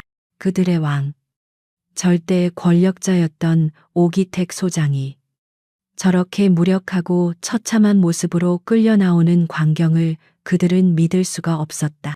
오기택은 머리가 산발이 되었고 한때 위험이 넘쳤던 그의 얼굴은 눈물과 콧물, 침으로 범벅이 되어 있었다. 그는 끌려 나오면서 복도의 도열에 있는 자신의 부하들을 보았다. 어제까지만 해도 자신 앞에서 벌벌 떨며 경례를 붙이던 그 얼굴들. 그들이 지금 자신이 가장 치욕스러운 모습으로 끌려가는 것을 지켜보고 있었다. 그 순간 오기택의 마지막 남은 이성과 자존심이 완전히 무너져 내렸다. 그는 미친 사람처럼 발버둥 치기 시작했다. 이거 놔, 이거 못 놔, 내가 누군지 알아. 이놈들아, 그는 자신을 끌고 가는 특수 요원들에게 고함을 질렀다. 하지만 요원들은 마치 짐짝을 다루듯 그를 거칠게 끌고 갔다. 그는 자신을 차갑게 노려보는 수사팀장 이진호 대령을 발견했다. 이진호 진호야. 제발 우리 육사 37기 동기잖아. 내가 어떻게 나한테 이럴 수 있어. 응, 제발 한 번만. 한 번만 살려줘. 내가 다 잘못했어. 제발. 그는 이제 분노가 아닌 처절한 애원으로 바뀌어 있었다. 이진호 대령은 걸음을 멈췄다. 그는 자신의 동기였던 자의 비참한 몰골을 얼음장보다 차가운 눈으로 내려다보았다. 그의 목소리에는 일말의 동정심도 없었다. 동기 그는 코웃음을 쳤다. 대한민국 육군사관학교는 내 놈처럼 부하의 목숨값을 빼돌리고 군대의 명예를 더럽히는 쓰레기에게 동기라는 호칭을 허락한 적이 없다. 이진호 대령은 오기택의 귓가에 오직 그만이 들을 수 있을 정도로 나지막하지만 잔인하게 속삭였다. 내 놈이 오늘 총구를 겨눈 분이 누군지 알고나 있나? 그분은 그림자. 강지훈 준장이시다. 내 놈 같은 소장 100명이 덤벼도 머리카락 하나 건드릴 수 없는 분이라고. 내 놈은 감히 신을 모욕한 거다. 지훈. 준장. 오기택의 눈이 초점을 잃었다. 그제야 그는 무기고에서 들었던 그 이름의 무게를, 그 끔찍한 실체를 깨달았다. 이진호 대령은 더 이상 볼 것도 없다는 듯 고개를 돌렸다. 끌고 가. 요원들은 오기택을 다시 끌고 가기 시작했다. 그는 마치 도살장에 끌려가는 짐승처럼 살려줘, 살려줘라는 비명만을 반복해서 내질렀다.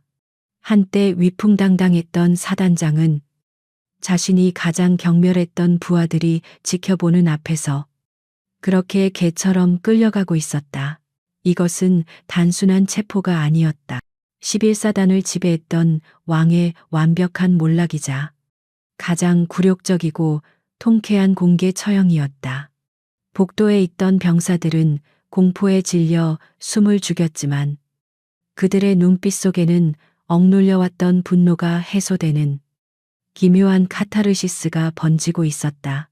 그때 무기고에서 또 다른 인물이 걸어 나왔다. 박지훈 이병은 그 모습을 보고 눈을 의심했다. 이소연 중위가 의무병들과 함께 쓰러진 헌병들을 부축해 나오고 있었고 그 뒤를 따라 김 반장이 걸어 나오고 있었다. 박이병의 머릿속이 혼란스러워졌다. 김 반장. 저 영감님이 왜 저기서, 그것도 이소연 중위님과 함께. 김 반장은 여전히 기름때 묻은 작업복 차림이었다. 그의 얼굴과 손은 여전히 더러웠다.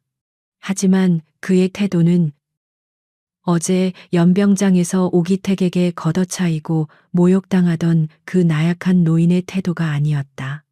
그는 허리를 꼿꼿이 편 채 이 모든 아수라장을 차분한 눈빛으로 둘러보고 있었다. 그 순간 믿을 수 없는 광경이 펼쳐졌다.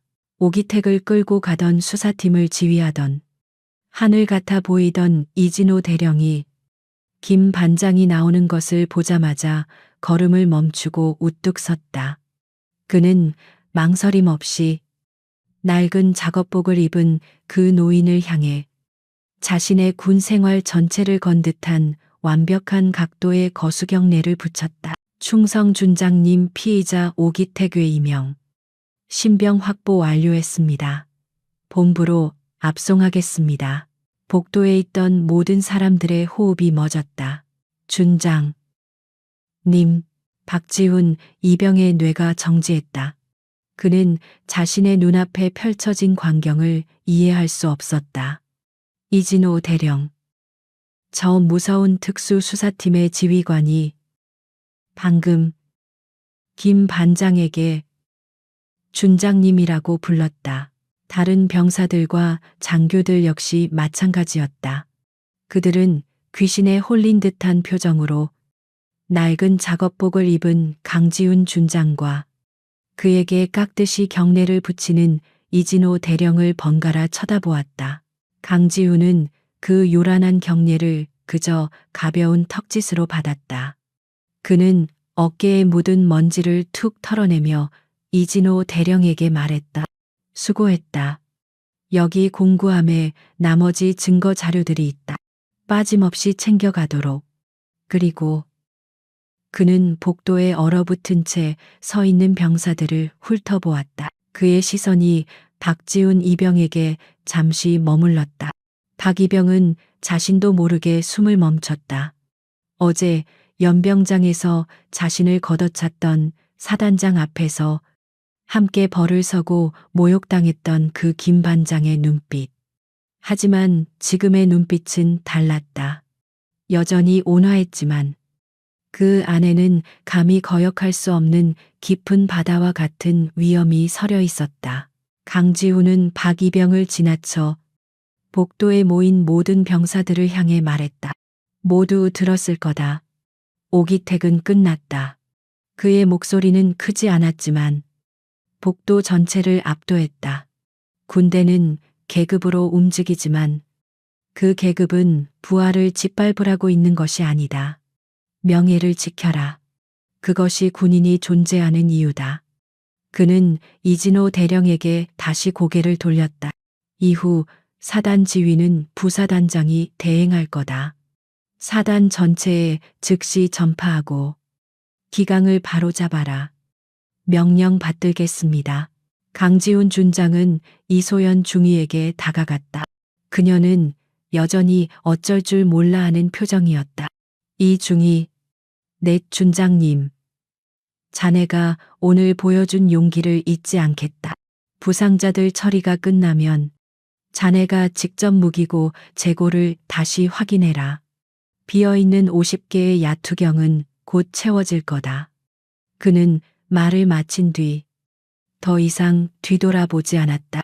그는 여전히 기름때 묻은 작업복 차림 그대로 이 모든 혼란의 현장을 유유히 걸어나갔다. 마치 방금 대청소를 마친 미화원처럼 복도에는 아무도 감히 움직이지 못했다. 박지훈 이병은 그가 사라진 복도 끝을 멍하니 바라보았다.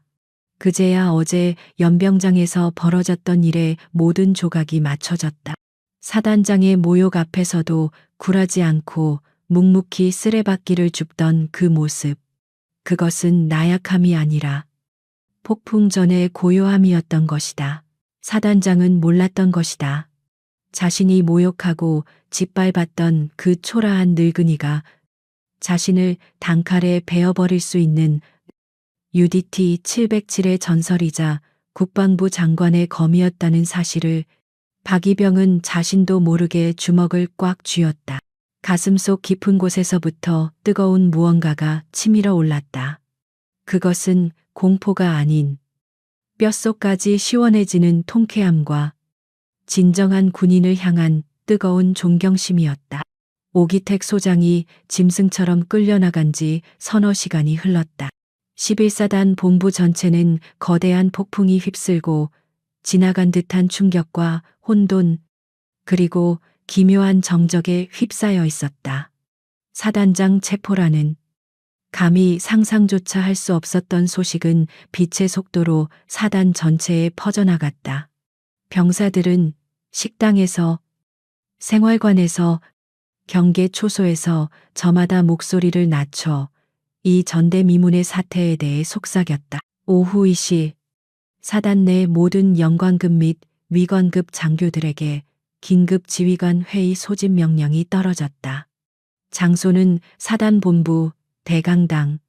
수백 명의 장교들이 무거운 침묵 속에 강당 좌석을 메웠다.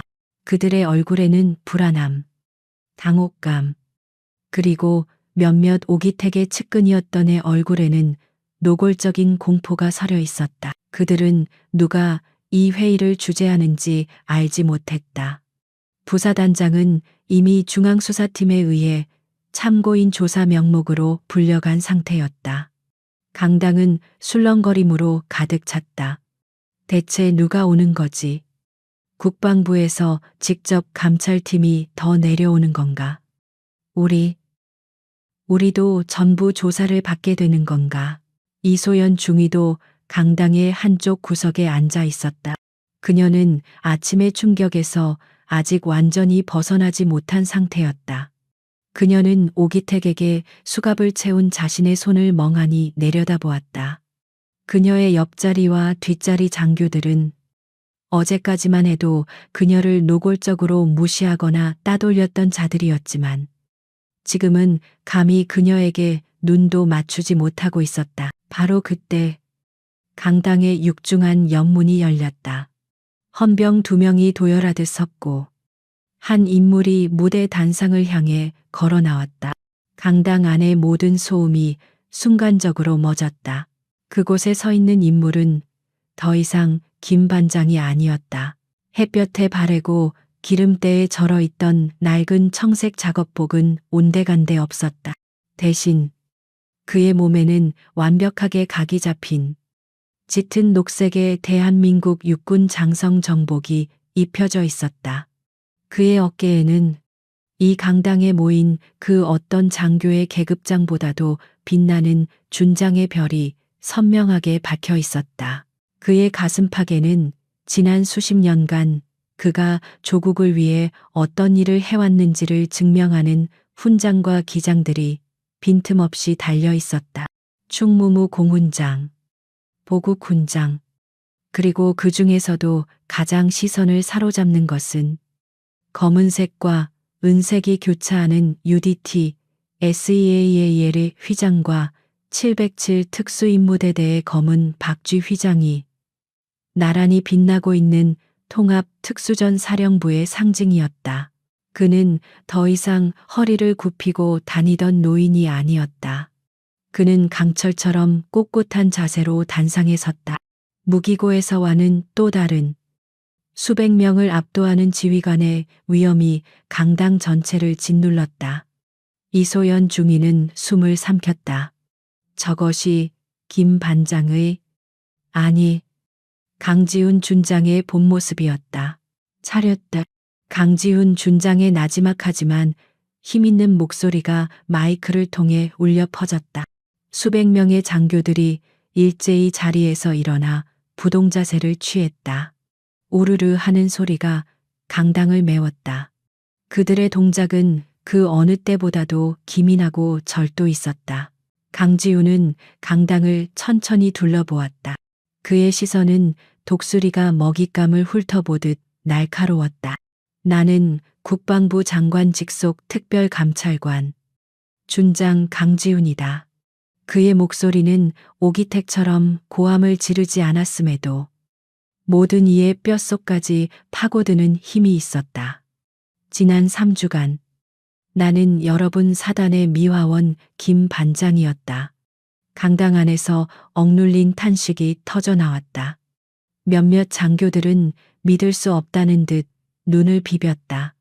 자신들이 스쳐 지나가며 수고하쇼 하고 건성으로 인사했던 혹은 그마저도 무시했던 그 늙은이가 바로 눈앞에 저 준장이었다는 사실을 뇌가 받아들이기를 거부했다. 나는 여러분의 바닥을 쓸었고 여러분이 버린 쓰레기를 치웠다. 강지훈은 말을 이어갔다. 그리고 나는 보았다. 나는 들었다. 나는 이 11사단이 얼마나 깊이 썩어 들어가고 있는지 그 악취를 똑똑히 맡았다. 그의 시선이 오기택의 측근들이 앉아있던 앞줄을 향했다. 그들은 마치 심판대 위에 선 죄인처럼 고개를 숙였다. 나는 자신의 부하들을 지켜야 할 장비들을 빼돌려 자신의 배를 채우는 사단장을 보았다. 나는 그 부패에 동조하며 한 몫을 챙긴 참모진들을 보았다. 그리고 나는 그의 목소리가 한층 더 서늘해졌다. 자신의 계급을 무기 삼아 조국에 헌신하기 위해 군에 입대한 명예로운 부하들을 짓밟고 모욕하는 지휘관들의 모습을 보았다. 나는 이 사단의 정신이 죽어가고 있는 것을 똑똑히 목격했다. 강당은 물을 끼얹은 듯 조용해졌다. 그 누구도 감히 숨소리조차 크게 내지 못했다. 이것은 훈시가 아니었다. 썩어버린 환부를 도려내는 외과 의사의 메스였다. 오기택은 끝났다. 그의 공범들도 마찬가지다. 그들은 군법에 따라 가장 엄중한 처벌을 받게 될 것이며 다시는 이 신성한 군복을 입을 수 없을 것이다. 강지훈은 선언했다. 하지만 나의 임무는 단순히 썩은 가지 몇 개를 쳐내는 것이 아니다. 이 11사단의 썩어버린 뿌리를 바로잡는 것이다. 그는 단상에서 한 걸음 앞으로 나왔다. 오늘 이 시간부로 11사단의 지휘 체계와 문화를 전면 쇄신한다. 그의 목소리에 힘이 실렸다. 계급은 여러분의 권력이 아니다. 그것은 여러분의 책임이다. 여러분의 어깨에 달린 별과 다이아몬드는 부하들 위에 군림하라고 주어진 것이 아니라 그들을 적의 총탄으로부터 그리고 그 어떤 불의로부터도 지켜내라고 주어진 방패다. 그의 일갈에 몇몇 젊은 장교들의 눈빛이 흔들리기 시작했다. 오기택의 폭정 아래 억눌려왔던 그들의 군인 정신이 다시 고개를 드는 듯했다. 11사단의 전투력은 신형 장비에서 나오는 것이 아니다. 그것은 지휘관과 부하 사이의 절대적인 신뢰에서 나온다. 명예, 청렴, 존중. 이것은 그저 구호가 아니다. 오늘부터 이것은 11사단의 유일한 표준이다. 이 표준을 따르지 못하는 자는 그가 누구든 오기택과 같은 운명을 맞이하게 될 것임을 내 이름으로 경고한다. 연설은 끝났지만 그의 말은 강당 안을 맴돌며 장교들의 가슴에 밝혔다. 강지훈은 연병장에 있던 헌병에게 조용히 지시했다. 이소연 중위, 단상 위로 올라오라. 이소연 중위는 심장이 멎는 듯했다. 모든 시선이 그녀에게로 쏠렸다. 그녀는 공포와 혼란 속에서 비틀거리듯 단상으로 걸어나갔다. 그녀가 강지훈 준장 앞에 서자 그는 그녀를 바라보았다. 이소연 중위. 넷 중위 이소연 그대는 어제 그리고 오늘 사단장의 부당한 명령과 모욕적인 언사 속에서도 군인으로서의 본분과 청렴함을 잃지 않았다. 그대는 장부 조작을 거부했고 진실을 말하려 했으며 그로 인한 모든 불이익을 감수하려 했다. 강지훈은 수백 명의 장교들이 보는 앞에서 이소연 중위를 향해 몸을 돌리더니 완벽한 각도로 거수경례를 붙였다. 준장이 일개 중위에게 강당 안의 모든 장교들은 숨을 삼켰다. 그것은 단순한 경례가 아니었다. 그것은 11사단의 무너진 지휘 체계가 사과하는 방식이었고 부당하게 짓밟았던 한 군인의 명예를 최고 지휘관이 직접 일으켜 세우는 의식이었다. 이소연 중위의 눈에서 그토록 참아왔던 눈물이 왈칵 쏟아졌다. 그녀는 떨리는 손으로 답례를 올렸다. 충성. 강지훈은 경례를 거두며 선언했다. 오늘부로 이소연 중위를 11사단 군수참모부 보급과장 대리로 임명한다. 오기택과 그 일당이 망쳐놓은 모든 보급 체계를 원점에서 재검토하고 즉시 바로잡도록 이건 명령이다. 이소연 중위는 눈물로 젖은 얼굴로 외쳤다. 4명 받들겠습니다. 그녀의 목소리는 더 이상 나약하지 않았다. 그리고 강지훈은 헌병에게 다시 지시했다. 박지훈, 이병, 단상 위로. 강당 문이 열리고 무슨 일인지도 모른 채 공포에 질려 달려온 박지훈 이병이 단상 아래 섰다. 그는 눈앞의 준장이 어제 자신과 함께 벌을 섰던 김 반장임을 깨닫고는 얼어붙었다. 강지훈은 그를 단상 위로 올라오게 했다. 박지훈, 이병. 이병 박지훈 그대는 어제 연병장에서 사단장의 포갑적인 위협 앞에서도 자신의 상관인 이소연 중위의 곁을 지켰다. 도망치거나 굴복하지 않았다. 가장 낮은 계급의 병사였지만 그 자리에 있던 그 어떤 장교보다도 용감했다. 강지훈은 박이병에게도 깍듯하게 경례를 붙였다. 이병에게 경례하는 준장. 11사단 역사상, 아니 대한민국 육군 역사상 전무후무한 광경이었다. 박이병은 어쩔 줄 몰라 하며 어설프게 경례를 따라 붙였다. 그대의 용기는 사단 전체의 귀감이다. 오늘부로 박지훈 이병에게 7일간의 포상 휴가를 명한다. 강지훈은 두 사람을 단상에 세워둔 채 강당의 모든 장교들을 향해 말했다. 보아라. 이것이 11사단이 나아가야 할 새로운 표준이다. 계급의 높낮이가 아니라 명예를 지키는 자가 존중받는 부대, 그것이 내가 이곳에 온 이유다. 그는 마지막으로 선언했다. 48시간 내로 윤철규 소장이 신임 사단장으로 부임할 것이다. 그는 육군 참모총장과 내가 직접 추천한 야전과 덕망을 두루 갖춘 진정한 군인이다.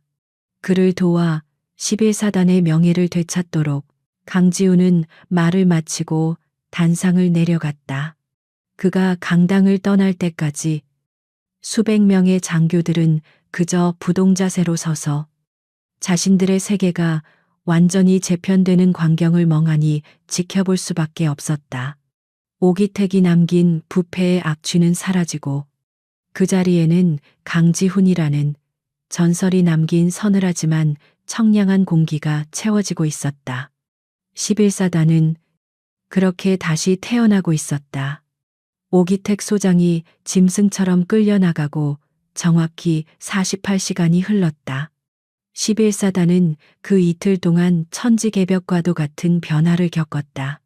부패의 정점이었던 오기택과 그 핵심 측근들이 하룻밤 사이에 증발해버리자 사단을 짓누르던 공포와 폭압의 공기는 거짓말처럼 사라졌다.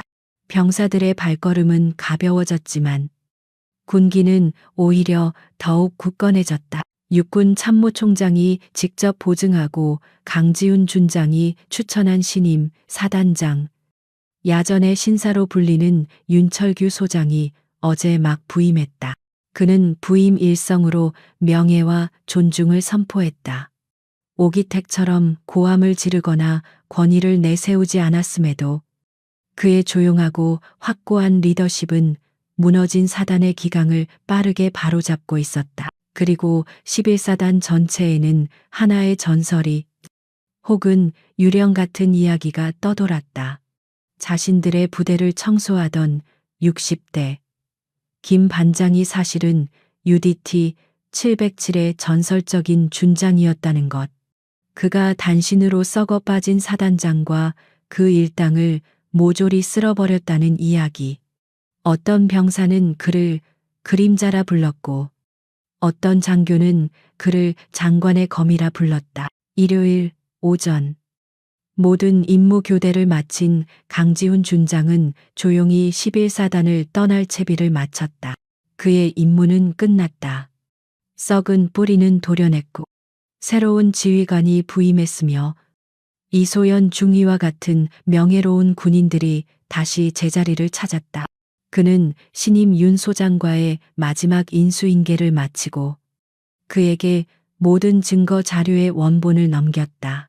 정말 이렇게 가십니까? 준장님, 사단 전체 장병들에게 하실 말씀이라도.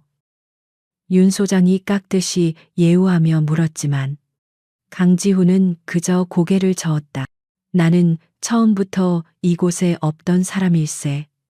윤 소장, 뒷정리는 자네 몫이야. 그는 요란한 환송이나 의전을 극구 사양했다. 그 시각 11사단의 정문, 이소연 중위와 박지훈 이병이 나란히 서 있었다. 신임 윤 소장이 이 중위에게만 조용히 오늘 김 반장님이 떠나신다고 귀띔해 주었던 것이다. 이소연 중위는 도저히 그를 그냥 보낼 수 없었다. 그녀는 박이병에게 운전을 부탁해 정문까지 나왔다. 박이병 역시 그 전설의 마지막을 배웅하고 싶은 마음에 기꺼이 운전대를 잡았다. 두 사람은 초조하게 정문 밖으로 이어지는 길을 바라보았다. 과연 그가 어떤 모습으로 나타날까? 별이 빛나는 장성 정복 차림일까? 아니면 검은색 특수작전복을 입고 있을까? 두 사람의 심장이 긴장으로 가볍게 뛰고 있었다. 얼마 지나지 않아 사단 본부 방향에서 낡은 K-131 군용 지프 한 대가 천천히 다가왔다. 장군의 위엄을 상징하는 번호판이나 성판 따위는 전혀 붙어 있지 않은 그저 평범한 행정용 차량이었다. 차가 두 사람 앞에 멈춰 섰고 운전석에서는 강 준장의 부관으로 보이는 한 중사가 내렸다. 그리고 조수석 문이 열렸다.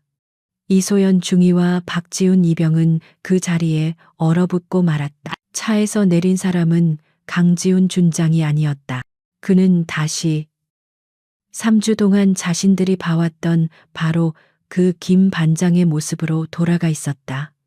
햇볕에 바래고 여기저기 기름때가 묻은 낡은 청색 작업복, 발에는 달아빠진 안전화, 그리고 그의 한 손에는 그 낮고 찌그러진 금속재 공구함이 들려 있었다. 그 공구함, 오기택의 목을 쳤던 모든 증거가 담겨 있던 판도라의 상자, 그 공포스러운 물건을 그는 지금 마치 연장통 본연의 임무로 돌아간 듯 무심하게 들고 있었다. 굽어있던 허리, 선량해 보이는 눈매, 깊게 팬 주름. 그는 완벽하게 김 반장이었다. 박지훈 이병은 자신도 모르게 숨을 멈췄다. 그의 머릿속에서 무기고에서 헌병 2명을 단 3초 만에 때려 눕히던 그림자의 모습과 지금 눈앞에 선량한 노인의 모습이 격렬하게 충돌했다. 공포와 경외가 뒤섞여 그는 손가락 하나 까딱할 수 없었다. 이소연 중위 역시 마찬가지였다. 그녀는 자신도 모르게 거수경례를 붙이려다 어깨까지 올라왔던 손을 어색하게 내렸다. 저 작업복을 입은 분에게 경례를 붙여야 하는가? 아니면 김 반장님이라고 불러야 하는가? 그녀의 뇌가 정지했다. 강지훈은 그런 두 사람의 혼란을 아는 듯 그저 희미하게 웃었다. 그는 먼저 나무처럼 뻣뻣하게 굳어있는 박이병에게 다가갔다. 박이병, 나직한 목소리. 그가 김 반장일 때의 바로 그 목소리였다. 이 이병 박지훈 박이병은 평생 경험해보지 못한 공포와 존경이 뒤섞인 목소리로 거의 비명을 지르듯 외쳤다. 강지훈은 주머니를 뒤적였다. 그리고는 낡은 작업복 주머니에서 물건 하나를 꺼냈다.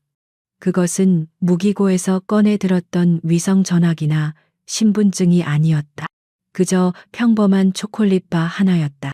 긴장 풀게. 그는 초콜릿바를 박이병의 굳어있는 손에 쥐어주었다.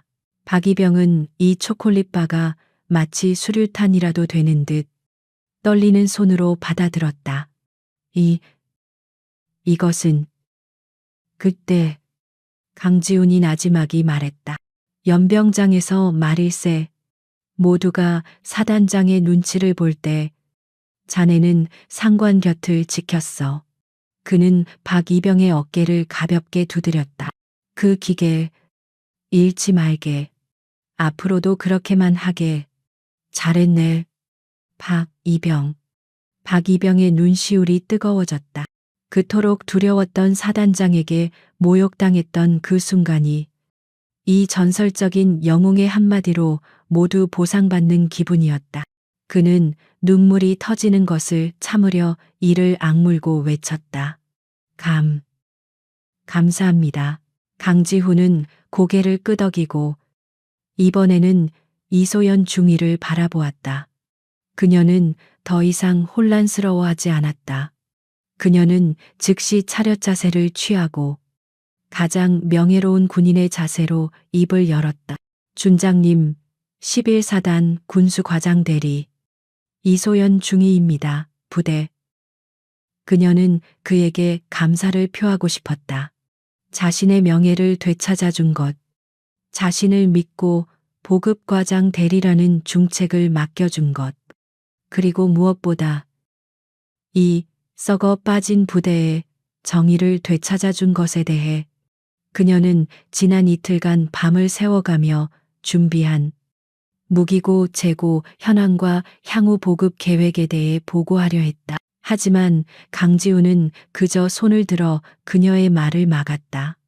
그것은 장군의 위압적인 손짓이 아니었다. 그저 괜찮다고 말하는 김 반장의 따뜻하고 조용한 손짓이었다. 이중희, 네, 준장님, 내가 자네에게 그 직책을 맡긴 것은 그럴 만한 자격이 있기 때문이야. 나에게 보고할 필요 없네. 그는 이중희의 어깨, 그리고 그 뒤로 펼쳐진 11사단 막사들을 물끄러미 바라보았다. 썩은 뿌리는 내가 도려냈네. 하지만 그 자리에 새 싹을 틔우고 건강한 나무로 키워내는 것은 그의 시선이 다시 이중희에게 돌아왔다. 이제부터 자네들 몫이야. 신임 사단장 잘 보필하고 박이병 같은 좋은 병사들 잘 이끌어주게. 그의 말에는 수천 마디의 명령보다 더 무거운 신뢰가 담겨 있었다. 이소연 중위는 더 이상 아무 말도 할 수 없었다. 그녀는 그저 눈물이 고인 눈으로 있는 힘껏 고개를 숙였다. 강지우는 그런 그녀를 보며 처음으로 아주 희미하게 그러나 분명하게 미소 지었다. 그것은 김 반장의 인자한 미소이자 강 준장의 만족스러운 미소였다. 그럼 그는 그 한마디를 끝으로 더 이상 뒤돌아보지 않았다. 그는 자신의 공고함을 들고 낡은 지프의 조수석에 몸을 실었다.